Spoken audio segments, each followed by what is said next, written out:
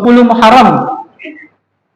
Ada amal besar yang dianggap orang sebagai bagian dari agama, padahal sama sekali tidak pernah ada tuntunannya. Apa Pak Ibu?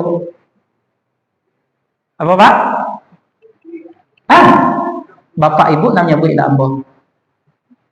Kalau ada Pak Ibu orang Jerman nanti singgung nggak? Singgung ke Bapak Ibu yang nanya Bu tadi. Ya? Ada nggak tuntunannya itu? Nggak ada. Carilah, belajarlah Bapak Ibu kemanapun. Mau belajar ke Madinah, mau belajar ke Yaman, mau belajar ke Mesir, nggak ada syariatnya tabu itu. Adanya syariat tabu itu kalau seseorang pergi belajar ke Iran, ke negerinya orang-orang Syiah. Ada tuh 10 Muharram itu, hari Asyura bagi mereka. Yang di hari itu mereka bikin pawai. Orang Syiah itu biasa di 10 Muharram itu bikin pawai mengenang kematian Sayyidina Husain, cucu Rasul sallallahu alaihi wasallam. Di pawai itu yang laki-lakinya mereka mencambuki badannya dengan rantai yang di ujungnya ada pisau besi. Cambuki kanan, cambuki kiri, sampai luka-luka. Apa alasannya? Untuk merasakan penderitaan yang sama yang dirasakan oleh Sayyidina Husain. Kalau itu salah satu. Yang laki-lakinya mencambuki punggungnya dengan rantai yang ujungnya ada besi.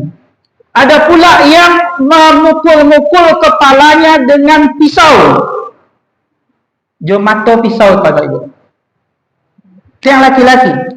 Kalau dia punya anak, dia bawa anaknya, kepala anaknya itu yang dipukul-pukulnya dengan besi. Yang perempuan gimana? Yang perempuan memukul-mukul kepalanya seperti orang meratapi kematian. Atau memukul-mukul dadanya.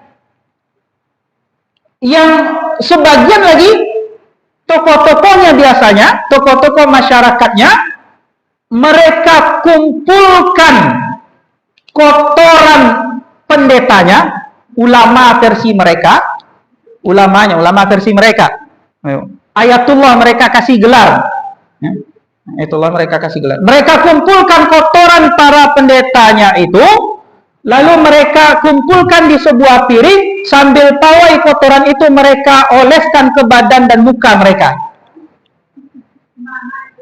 Di mana tuh Ustaz? Di Iran Pak Ibu. Di Suriah, sebagian Suriah hari ini. Karena Suriah itu kan kental, pemerintahnya kental dengan Syiah. Sampai sekarang. Di mana lagi Ustaz? Di Indonesia sudah ada. Sudah ada. Kemarin ini Bapak Ibu, mereka baru selesai melaksanakan Muktamar Ijabi, Ikatan Jamaah Ahlul Bait Indonesia. Kami lupa muktamarnya di mana, Jakarta atau Surabaya. Mereka baru. Ada 2 organisasi besar Syiah di Indonesia. Satu namanya Ijabi, Ikatan Jamaah Ahlul Bait Indonesia. Satu namanya ABI, Ahlul Bait Indonesia.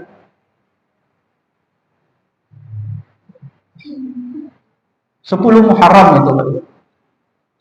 10 Muharram. Amalan ini pula yang dibawa ke Indonesia, dimodifikasi menjadi dia yang kita kenal dengan tabligh. Dia sudah berlangsung ratusan tahun, modifikasinya sudah jauh. Baik yang di Iran maupun yang di sini modifikasinya sudah jauh, maka rantai itu seolah-olah tidak tampak. Tapi kalau kita mau jujur Bapak Ibu, lihatlah kalimat dalam orang upacara tabligh itu. Apa kalimat yang dibaca orang, diteriakkan orang ketika menggotong apa itu? Apa dong apa Ibu? Ambo ndak orang Piaman atau Ambo? Nanti gotong tuh kan? Kalimatnya apa Ibu? Oh ya Husain itu. Itu Ibu. Oh ya Husain itu apa? Oh ya Husain. Oh ya Husain. Jadi dia wak di lidah orang Minang, jadi oh ya Osen, oh ya Osen. Itu kenapa beberapa kali utusan kebudayaan dari kedutaan besar Iran di Jakarta datang ke Pariaman. Tanyalah ke orang yang ikut tabu itu. Tanyalah ke pemerintahnya. Ada utusan dari Pariaman pernah datang? Kan tidak ada itu syariatnya, Bapak Ibu. Dikatakan, oh ini kan baik Ustaz. Baik dari mana? Kalau baik pasti diajarkan Rasul.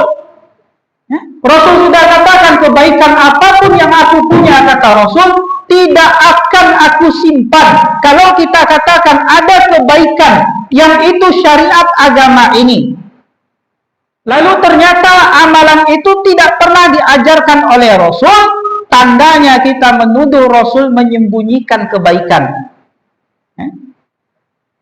Hati-hati Bapak Ibu, itu dosa besar itu.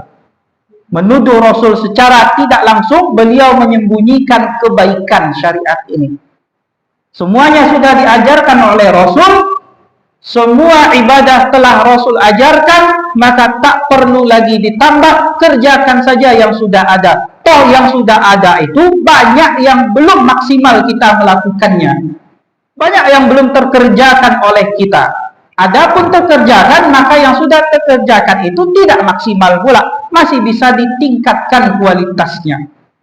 Selesai yang senana dulu. Tak perlu buat ibadah yang lain, yang ada saja kita belum maksimal. Sholat 5 waktu kita mungkin, atau sholat malam kita mungkin, kita belum maksimal. Siapa di antara kita sholat malamnya yang sudah maksimal? Apa patokan maksimalnya Ustaz? Patokan maksimalnya sudah bengkak kaki kita seperti bengkaknya kaki Rasul. Itu sholat malam Rasul Bapak Ibu. Itu sholat malam Rasul. Sampai bengkak kaki beliau, sampai pecah-pecah tumit beliau. Kan belum? Apalagi patokan maksimal ibadah kita. Sudahkah kita? Ini kata Rasul nih. Target mengkhatamkan baca Al-Quran itu kata Rasul 1 bulan sekali, atau lebih baik dari itu 1 pekan sekali, atau di atas itu kata Rasul 3 hari sekali. Ada kita yang khatam Al-Quran di hari-hari biasa ini 3 hari sekali.